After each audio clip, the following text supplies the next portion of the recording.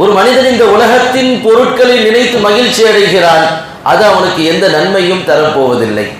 தன் மனைவியை நினைக்கிறான், எனக்கு மனைவி கிடைத்தாலே எப்படிப்பட்ட அன்பான மனைவி, எப்படிப்பட்ட அரவணைக்கக்கூடிய மனைவி.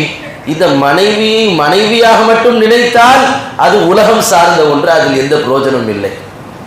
இந்த மனைவியை எனக்கு அல்லாஹ் அருளாக தந்தானே, அந்த மனைவியிலிருந்து அன்பை அல்லாஹ் எனக்கு வெளிப்படுத்துகிறானே, இந்த மனைவியை எந்த அளவுக்கு அல்லாஹ் என்னை அரவணைக்கக்கூடியவளாக மாற்றி இருக்கிறானே என்று அதை அல்லாஹ்வின் நிஅமத்தாக நினைத்தால் அதிலே அல்லாஹ் பரக்கத் செய்கிறான்.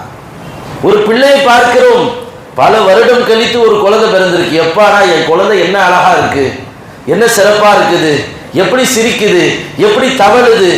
இது துனியாதான். இன்னமா அம்வாலுக்கும் அவுலாதுக்கும் ஃபித்னா. உங்களுடைய செல்வங்களும் உங்கள் பிள்ளைகளும் நீங்கள் அல்லாஹ்வை விட்டு தனித்து பார்த்தால் அது உங்களுக்கு ஃபித்னாவை ஏற்படுத்தும் என்று அல்லாஹ் சொல்கிறான்.